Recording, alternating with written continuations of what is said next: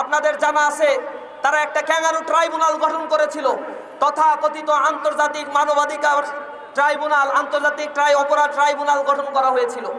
সেই অপরাধ ট্রাইব্যুনালে যাদেরকে বিচারক হিসেবে নিয়োগ দেওয়া হয়েছিল, নিজামুল হক অথবা ওবায়দুল হাসান অথবা যাদের চেয়ারম্যান করা হয়েছিল, তারা সবাই ছিল আওয়ামী দোসর, আওয়ামী লীগের নির্বাচিত একজন বিচারক, যারা সাধারণ, তারা ঢাকা বিশ্ববিদ্যালয়ে পড়াকালীন সময়ে ছাত্রলীগের রাজনীতির সাথে জড়িত ছিল।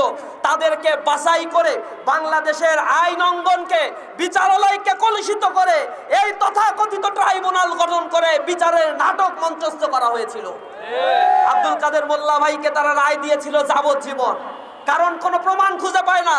প্রচলিত যে আইন, সেই আইনের ব্যারিকেডে পড়ে না। তারা যখন এই বিচার করে সন্তুষ্ট হয় নাই, জনগণের রোষানলে পড়েছিল, তখন বামদের দ্বারা শাহবাগে তারা এক মব ক্রিয়েট করেছিল। এই স্বাধীন বাংলাদেশে প্রথম মবতন্ত্রের উৎপত্তি হয়েছিল এই শাহবাগে। আমরা সেদিন দেখেছিলাম এই শাহবাগে দাঁড়িয়ে তারা বলেছিল কোনো বিচার মানি না, ডাইরেক্ট ফাঁসি দিতে হবে। সেই ফাঁসির আবেদনের পরিপ্রেক্ষিতে সরকারের মদতপুষ্ট সকল মিডিয়াগুলোকে এখানে নিয়ে এসে ফুলে ফেপে বড় করে সেই ছোট্ট আন্দোলনকে দেখানো হয়েছিল। আমরা দেখেছি একটি আইনে বিচার করে রায় দেওয়ার পরে আবার সেই আইন পাল্টিয়ে যার রায় দেওয়া হয়েছে, ইতিহাসে এক বিরল ঘটনা ঘটিয়ে আবার সেই মানুষকেই ফাঁসির রায় দেওয়া হয়েছিল।